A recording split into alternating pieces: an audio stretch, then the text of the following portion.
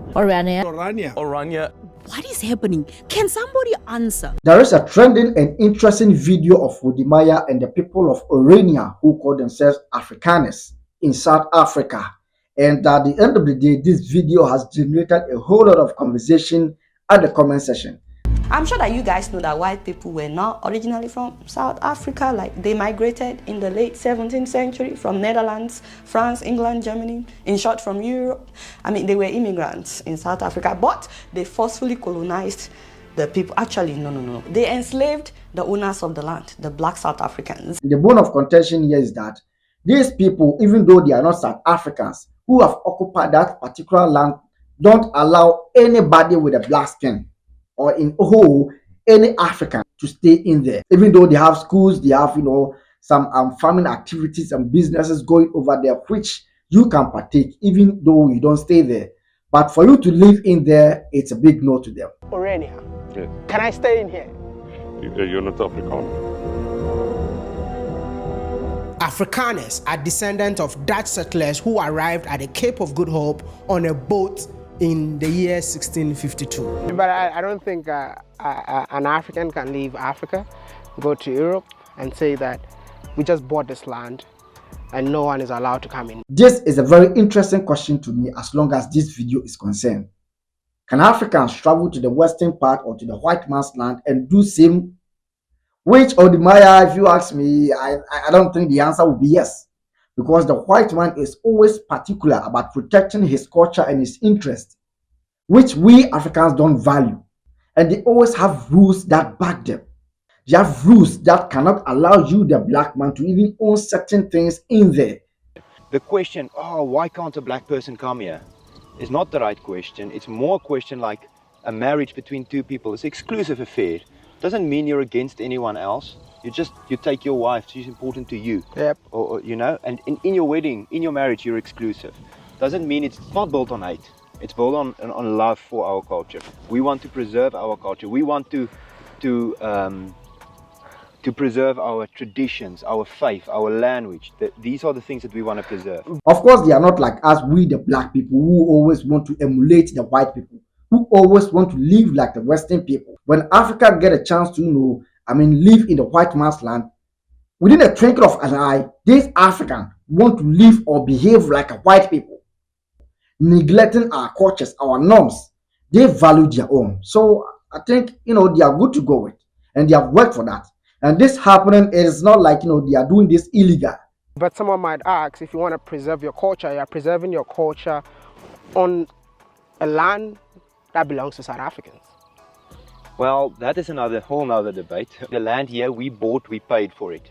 And at the end of the day, these Afrikaners have their own reasons for doing this.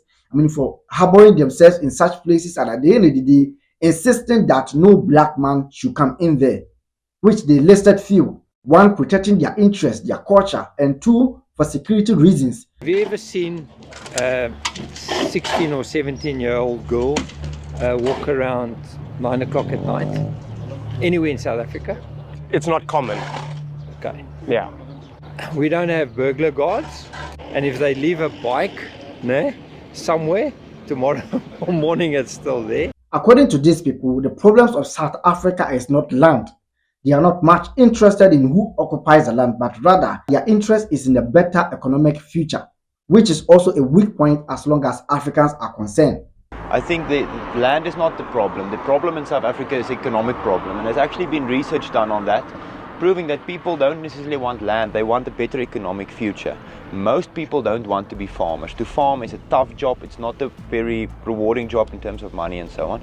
I also think that the South African economy will collapse if there is land expropriation without compensation. We don't value the very natural resources that sustain our lives. Talking of the land, our water bodies, our forests, no, the Africans don't value all these things. Instead, we trade them for fancy things, for things we know they need. That is why most of the time our leaders end up exchanging our resources for dollars. And when it gets to this point, I love the president of Rwanda. I think once he said he would never trade the natural resources that sustain, the lives of the people for dollar, for paper.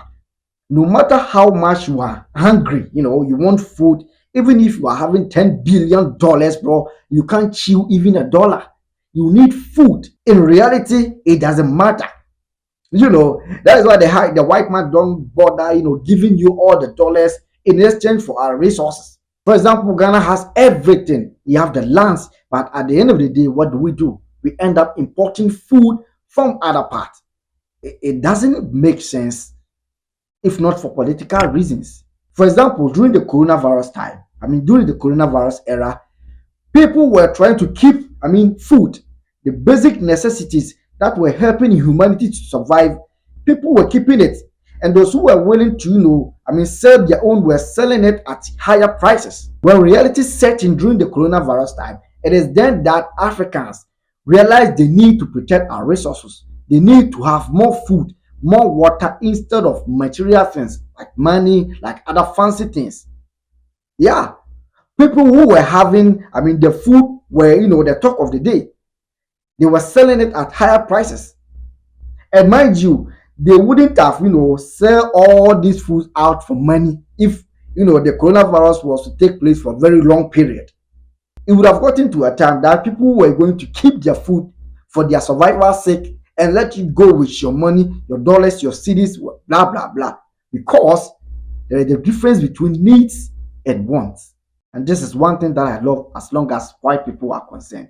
They value the resources, the natural resources. They do value it. That is why they can give you any dollars that you want.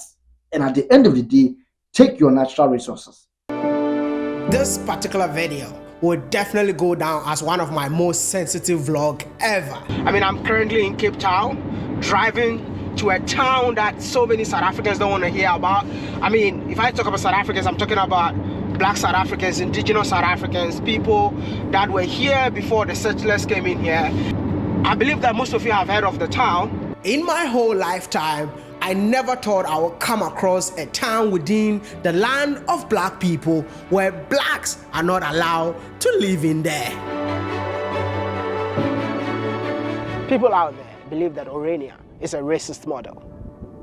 Do you believe that whatever you guys are practicing here is racism? No. So what is it then? It's a culture town. It's a culture town. It's an Afrikaner town. The narrative is out there that if you preserve your culture, you're racist, and that's not true. But I don't think an African can leave Africa, go to Europe, and say that we just bought this land and no one is allowed to come in. In this town, it's whites only.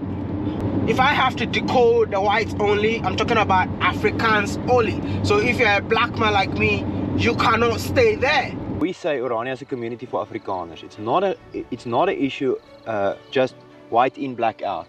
It's a question of culture. But someone might ask, if you want to preserve your culture, you're preserving your culture on a land that belongs to South Africans. Well, that is whole nother debate. If that is the case, then let's bring the other debate. Terrible things are happening in South Africa. White South Africans make up about 8% of the population, but they hold about 3/4 of privately owned land in the country. In contrast, only 4% of privately held land is owned by Black South Africans, who make up nearly 80% of the country's 60 million residents. We are not necessarily interested in tax dollars and handouts and help. What we want, we already got to an extent. We want recognition. We want recognition from abroad, we want recognition locally, and we want recognition from our peers. That is to say, firstly, those people are a people upon themselves, and this, they have the right to make certain decisions for themselves. That is what we want. We don't want people. Anyway, I've leave a full video link at the description box, and for those of you who haven't watched, you can just follow the link because it's very educational. But you know what? At the end of the day, we are not going to take advantage of it, but rather we are going to, do the talking stage. Yeah, that is what Africans are known for. We always do the theory side, talking. When it comes to practicals, we score 0. And after theory, at the end of the day, we wake up and see that iPhone 16 Pro Max is available. And you see Africans killing themselves to have it. It's about time we leave the theory aside and focus on the practicals. Well, this is one thing that is associated with these people. these Afrikaners living in this particular area. And so, ladies and gentlemen, we are out.